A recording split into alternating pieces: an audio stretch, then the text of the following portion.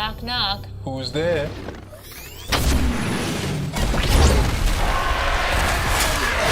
Well, now it's a party. Music? Something classical. Welcome back to another evolution video. My name is Firebot and today we're going through the evolution of Destiny. Before we get started, let me know down in the comments down below if you've ever played Destiny and your overall thoughts on the game. If you didn't know already, Destiny is a first-person shooter game developed by Bungie, where the players, Guardians, have been resurrected to fight the enemies of humanity, acquire loot as you go along and become legends. Destiny actually started development back in 2010 after Bungie's other franchise, Halo Reach, came out, but back then it was known as Project Tiger, and in this very first clip we can see the oldest version of Destiny we have ever seen before, allegedly recorded around in 2011. On screen is the bare bones version of Destiny. We have at least a Hunter, Warlock and Titan characters, a Roblox looking AR and a very grey background which of course isn't detailed at all, of course being like this as it is extremely early footage. I couldn't find any specific dates about the updates before the release. The footage wasn't released until like 2019 to 2020, which is quite a while after the actual release. In this next clip, we can see what appears to be the very first enemy in game. It actually shoots at us, kind of.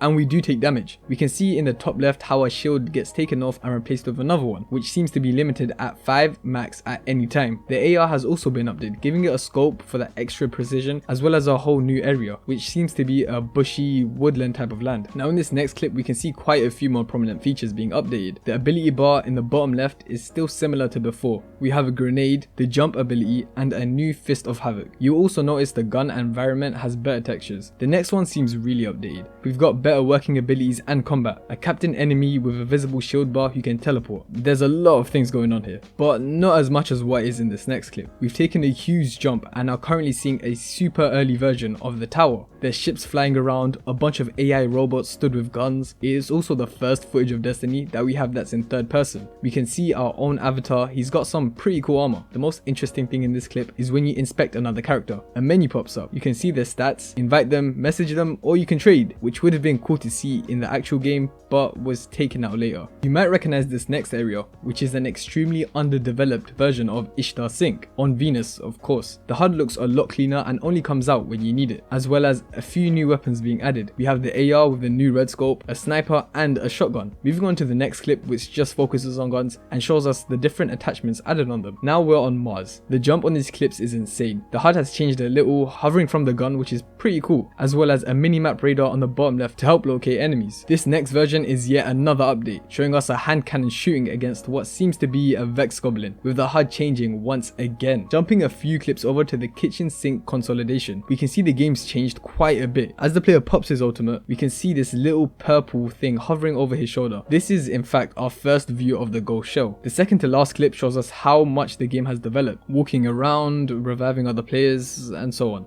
This is the final clip and the version of Destiny that did launch in 2014, showing us how different the game has become. It seems as though this was the time period where the game's development had been completely rebooted and it went through a ton of different changes. July 17th, 2014. Destiny's beta was finally released and was accessed by pre-ordering the game from selected retailers for PlayStation users. But for Xbox users, the beta was released a few days later on the 23rd of July 2014. The beta had a cap up to level 8 and was a pretty basic version of Destiny, being limited to only so many things, such as gear. The highest thing you could get was green gear. Only glimpses of blue gear were shown just before the beta went offline. 9th of September 2014.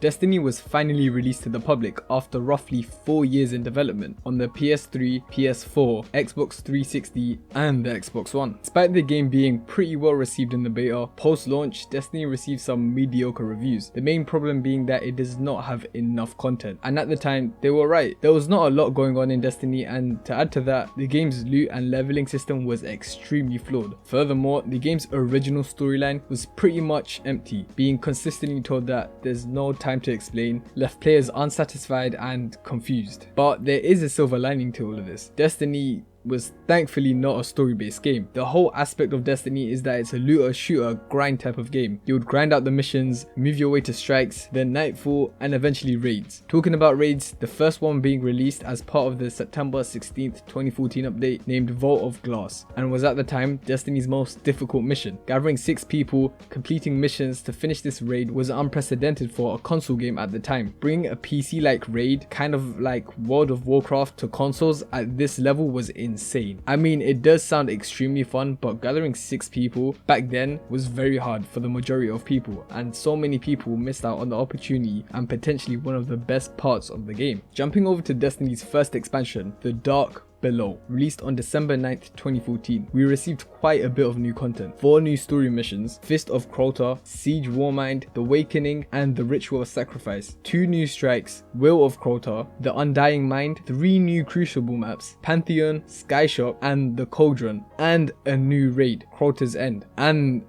the gear that comes with it. Although the raids were still fun and probably the best thing about Destiny at the time, the awful leveling system was still in place. The highest level you could reach was level 32, and the Crota's End gear was also dropped at level 32. Since it was a higher light level, this made the Vault of Glass raid essentially pointless, as people would go for the higher level gear, obviously. May 19th, 2015, House of Wolves DLC. This is where Destiny started to fix up and become an actual good game. House of Wolves didn't introduce a raid, sadly, but instead introduced the Prison of Elders. This is a 3-player co-op arena activity that consists of 5 rounds, fighting enemies and bosses. This was fun, but not as fun as what a raid would be. It did, however, introduce Etheric Light, which you could earn by doing a high level Prison of Elders, which kept it relevant. But once you had gotten your Etheric Light, you could use it on any endgame item and transform it to the max light level. It was essentially the beginnings of Infusion and caused all items earned to be relevant in game, including the Vault of Glass items. The House of Wolves expansion also introduced probably one of the biggest PvP adds in Destiny, Trials of Osiris. This was a hardcore competitive game mode that pitches you against other evenly matched opponents. If you go 9-0 in a game, you can get a hidden treasure chest, which in fact was said to be an extremely rewarding feeling at the time. Only the best could achieve this,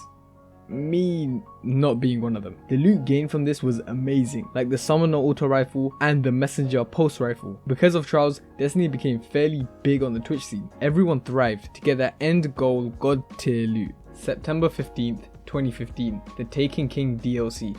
Probably the biggest turning point for Destiny and essentially a restart for Bungie. They abandoned all of the year 1 activities, so the Vault of Glass, Crota's End, and the Prison of Elders. This of course caused people within the community to become very mad. I think they did this because the gear was too overpowered, especially when compared to the Taken's King new raid, King's Fall. Although they did get a lot of hate, the feedback for Destiny was mainly positive. Bungie focused on fixing the core game, like the leveling, the RNG, drops were more forgiving in the Taken King. The Taken King also brought a bunch of new content to the game, a bunch of new locations, storyline missions, quests, crucible maps, etc. Also adding Strike exclusive loot, which was a fantastic idea. It gave people a better reason to grind Strike. One of the biggest additions this update was probably the 3 new subclasses, the Night Stalker Hunter, the Stormcaller Warlock, and the Sunbreaker Titan. Bungie did an extremely good job in balancing these and making them usable to everyone. Skipping over to the final DLC for Destiny, Rise of Iron, released on September 20th, 2016. Rise of Iron brought Destiny exactly what it needs, more content. This brought a bunch of quests, story missions, strikes, and a new raid, Wrath of the Machine, potentially bringing some of the best raid loot in all of Destiny. Not in terms of power, but in terms of actually having the weapons. There's some of the best looking loot within the game. Now I know I skipped over a few updates in Destiny 1, this is for the sake of time. If I went through everything, we would be here all day.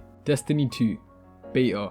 The beta for the newly awaited Destiny 2 was available for pre-order. People who did pre-order the game would be able to play it on July 18th, 2017 for PS4 and July 19th for Xbox. It would be released for free to everyone on July 21st onwards for both platforms. September 6th, 2017, the prequel of Destiny, Destiny 2 was finally released to the public, being the basic Destiny with a few new features. The gunplay and overall look of the game is pretty much exactly the same. There are a few differences though, like the Fist of Havoc now being the Fists of Havoc. Instead of one slam, you can slam multiple times or dash towards the enemies to do damage. December 5th, 2017, Curse of Osiris. Curse of Osiris was the first DLC for Destiny 2 and as always brought a bunch of new content. New story missions, the Gateway, a Deadly Trial, Beyond Infinity, Deep Storage, Tree of Possibilities, Hijack, a Garden World, and Omega. 3 new adventures, the Up and Up, the Runner, Bug in the System, 2 new strikes, Tree of Probabilities, a Garden World, and a new raid layers, Leviathan, Eater of Worlds. About 6 months later, the next DLC was released, Warmind, bringing 2 new destinations, Hellas Basin and Mars, as well as a bunch of new adventures and story missions. Also bringing in the new raid layer, Spire of Stars. 4 months after that, Forsaken was released, on the 4th of September 2014. The storyline follows a Wild West revenge tale as the Guardian and Vanguard deal with the loss of Cade 6. This update introduced a new bow as well as 9 new super abilities for each Guardian subclass. A brand new game mode was also implemented, Gambit. This is a mode that features 2 teams of 4 as they complete across 3 rounds. They're put in separate arenas and must kill waves of enemies to collect motes and deposit them in the central bank to acquire points. It sounds pretty fun if you ask me. From here on, Destiny's big updates were now yearly, the next update being over a year later in October the 1st, 2019. Updates weren't how they were before anymore. Usually Destiny would update and bring a lot of content in one update, frequently. Now they are mainly updating as they go along and adding a season pass, which makes it easier to control content, I guess. Players over time will just grind for the rewards in the pass instead of playing the story missions for 2 hours and being done for that season. We did receive a new raid, Garden of Salvation, and 2 new locations, Moon and Black Garden. And now for the final and most recent big update in Destiny, Beyond Light, being released on the 10th of November 2020. Destiny was meant to go on and create Destiny 3, but had switched plans and decided to keep injecting content into Destiny 2, in hopes that it would become a game, like World of Warcraft, which is very possible as now Destiny is on PC, for free as well, opening the game to a bunch of new PC gamers. In this update, the players travel to Jupiter's icy moon Europa to confront the fallen Kel, Aramis, who plans to use the power of darkness to save her people and take revenge on the travelers back at Earth. We can feel sympathy for Aramis unlike other villains. This update also brought a new darkness-based power subclass called Stasis. It features ice abilities that can freeze enemies. Furthermore, Beyond Light adds other content, including typical story missions, new locations, gear, weaponry, etc. Now we're pretty much caught up on the update of Destiny. Let me know down in the comments what you think will come to Destiny in the future. And while you're at it, you may as well leave a like and share this video with a friend. It helps us out tremendously. Thank you so much for watching and I hope you enjoyed. I'll see you in another Evolution video.